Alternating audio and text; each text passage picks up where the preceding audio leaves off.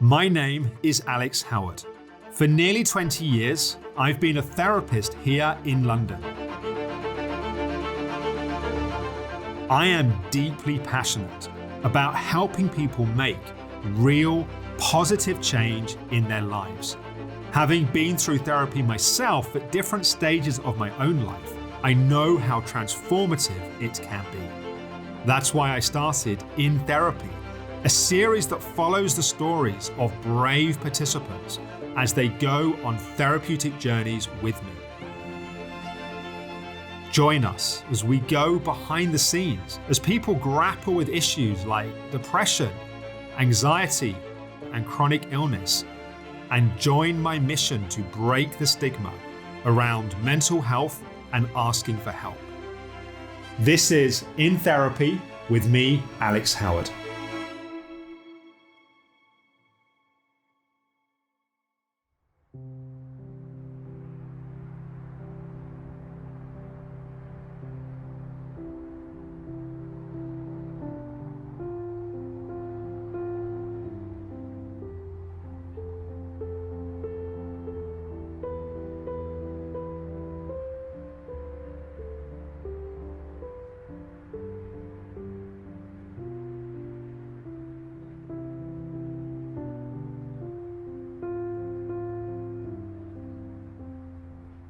Hi there, it's the 20th of January and I thought I'd just give a quick update. I've not been so good since I last spoke to Alex. I had a triggering phone call which I mentioned to him and it sort of sent me into a bit of an anxiety spin. My ex-husband decided that he was going to dramatically cut the financial contribution he makes to both the household and the kids, and yes, it's resulted in a few sleepless nights. I've been having high anxiety symptoms like struggling to take a deep breath, and my mind has been going crazy. I've been doing 3 meditations a day to try and relax my nervous system, but I'm struggling, I have to be honest. And I've also been thinking a lot about my parents. I haven't had contact with them for a long time, and I don't think I'm feeling very comfortable with the whole no contact thing, especially with the relentless COVID negative news that's also triggering like huge anxiety within me. Nothing else really much to report. I'm carrying on with the reset program. I'm trying to do the stop when my thoughts race out of control, but I'm not sleeping brilliantly. I'm struggling to cope with that a little bit. So all in all, I don't feel like I'm in a very good space, but anyway, there we are. Onwards and upwards.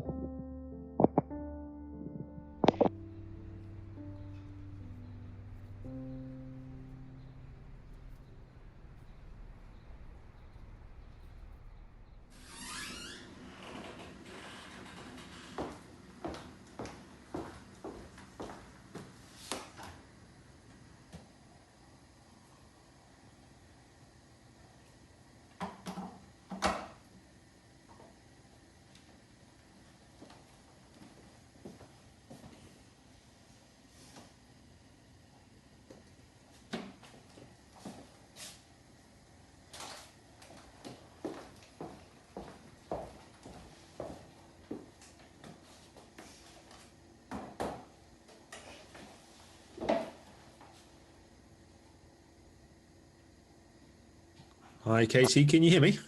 Yeah. Can you hear me? I can hear you. It's a miracle. It works. Miracle of modern technology. I know. How are you doing? I've not been great, to be honest. I've been really, really anxious. So much so that I just think I've just got myself into an acute state where I'm struggling with breathing, and the more I concentrate on the breathing in the meditation, the more anxious I'm getting, because I feel like I can't take a deep breath all the time, and so I'm constantly trying to take a deep breath.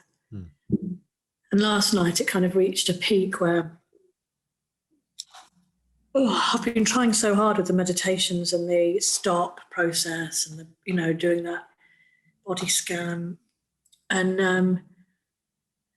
I don't know, I just think all the news and all the other stuff going on in my life, I just got into a bit of an acute state. So I did phone my GP this morning just to say, well, last night I thought I was dying. I just got myself into and the more I couldn't breathe, the more I was trying to breathe, and then the more panicky I was getting. And anyway, she's prescribed me a couple of days of diazepam just to try and relax my muscles, but I don't know if that's the right thing to do or not. And I do feel calmer, I have to say. Okay. Do you want to talk me through what's been happening just in terms of the events? I'm sure that's had some kind of impact on what's happening as well, just since I spoke to you a couple of weeks ago, just so I've got the sort of full picture. I think last time I spoke to you, I'd had a phone call from my husband saying that he was going to cut off money. And so that's really what triggered a lot of anxiety in me. But then I heard that my cousin, who's only a few years older than me, had been hospitalised and on high dependency with COVID. Wow. And that triggered a huge amount of anxiety in me. She's out now and she's fine, but she's still recovering. Wow, that's really hard. Yeah, but you asked me to write down stuff that made me feel good. And yeah, how did that go? And also I want to come on to how you got on with modules 4 and 5, but let's start with the exercise around the things that you feel proud of, each day noticing those things. How was that? The first few days I couldn't find anything that I felt proud of. And, I just didn't put pressure on myself to do that. But then I have been doing the meditation much more, and I have been doing my walks. And so that was one thing I thought, I'm proud of myself for some self-care. And then also this not engaging in the conflict. So these emails that have been going backwards forwards between me and Simon have been quite civil and quite dignified, and I have paused between. Normally, if I get an email, I'll fire back a response immediately, but I've paused and just let it kind of sink in. That's amazing, and that shows you that when you change your behaviour, you can impact upon your relationships with other people. And it might not be the case that the really complicated relationships like your ex and your mother and that sort of thing change overnight, but hopefully it empowers you to realize that, hang on, I changed how I dealt with this situation, and it actually had a positive impact on changing the situation. Yeah. And so I put that down. And then the other thing I put down was that I have always vested huge importance in my identity as a successful journalist, comms person. And that was my identity. And actually that's gone. So my identity was either a mother of 4, a wife of a successful journalist, but it was never me. Right. It was never who. So my identity was always pinned on one of those things. A losing, a mental health loser, whatever. That was always there was always, and gradually over the last few years, I think it is, but this has kind of consolidated that process. I've let go of those identities, and I'm really much more in connection with me, and I'm soothing and nurturing. And I think that's why I might be in this state of anxiety, because I feel very vulnerable and I think open.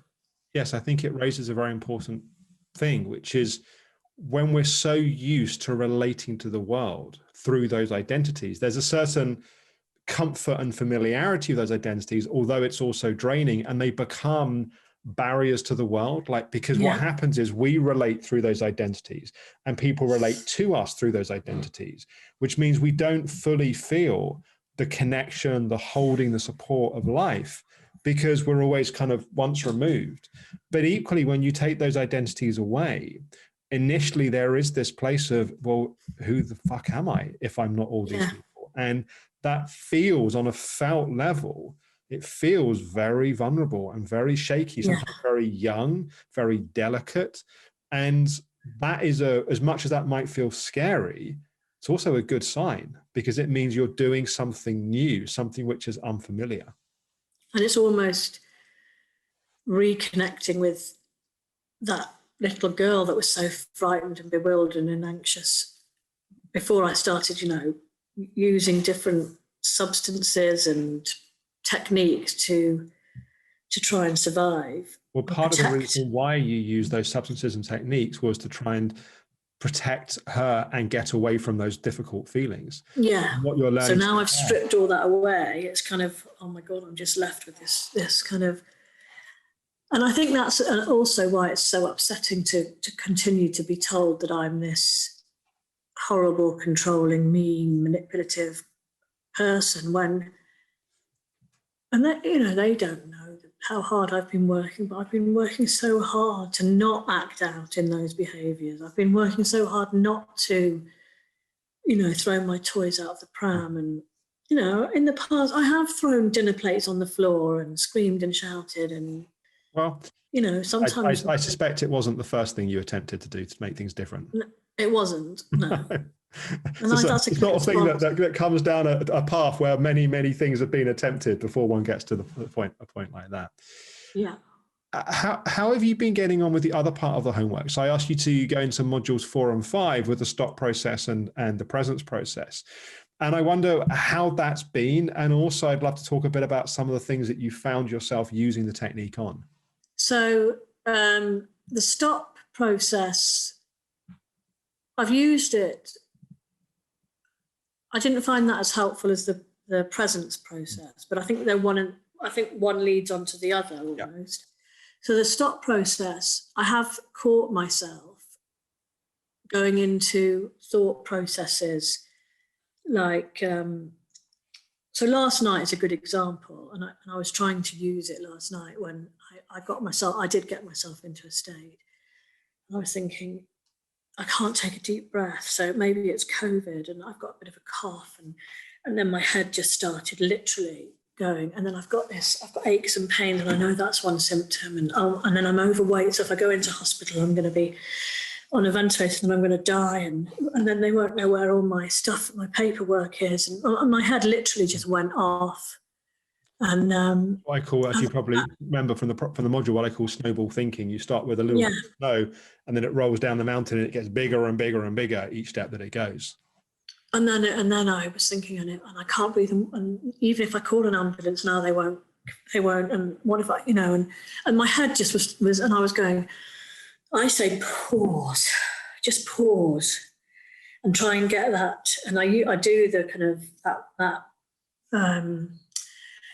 pause, and then I say it's going to be okay. That's my kind of and then go into that, just breathing, trying to breathe. But the problem is, my problem at the moment is I'm struggling to breathe. So if I focus on the fact that I'm struggling to breathe, it almost gets worse. Yeah, and that's since the trigger, since my husband told me he wasn't going to give me any more money, that has resolved. And that is something else I'm really proud of as well, actually, because I didn't fire off an email saying, you disgusting piece of whatever. I just said, it will put me in an enormously difficult situation. It will cause me a lot of stress. And at the end of the day, ultimately, it's the children who will suffer, not me, because we'll both get a really bad credit rating if we can't pay our mortgage, and then we won't be able to get anything else anyway. And anyway, we've had these, but I didn't say it in any anger. And then we have actually had an email conversation about possibly looking at doing some kind of therapy, joint therapy, to try and, I don't know where it would lead. I don't know what the outcome will be, but it's about just trying to have a more constructive relationship, whether we're apart or together. And I think having some kind of mediation or couples therapy, whatever stage of the process you guys consider yourself to be at, I think would be really good. I think trying to deal with the emotion of separation alongside the practicalities of separation without some sort of holding and support, I think is very difficult. Yeah. So that's a bit of a development, which I do feel happy about. What I think would be really helpful would be to spend a week or two really drilling, working with the stop process. or the presence process. And I think particularly, if you remember going back a few sessions ago, and we talked about these get into jail free cards and these sorts of ways of thinking where you sort of guarantee that you get yourself in a sort of psychological prison. And I think some of these patterns that are playing out, like, it's all my fault that she's like this, or, I've just been a failure as a mother, and this is my comeuppance for that.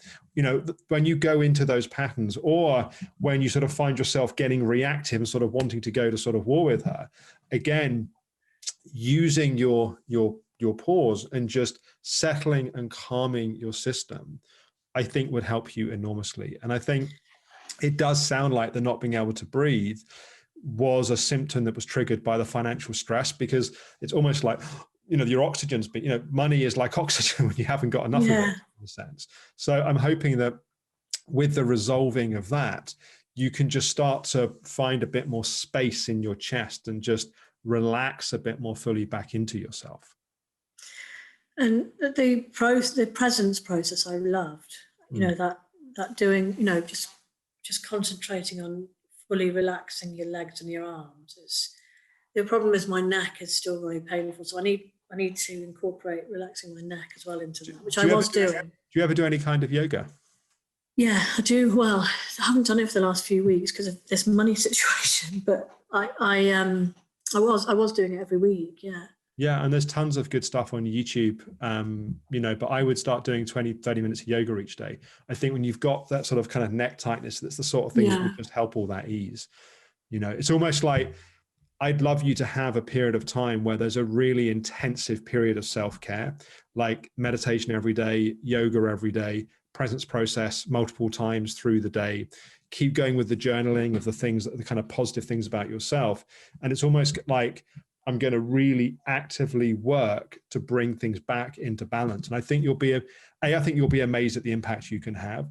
But B, it's also incredibly empowering, because then you go from, in future, being afraid of those symptoms to going, hang on, I've been in this place before and I was able to shift it and get myself out of it. And I might take a week off work and literally just do that process. I think that would be great.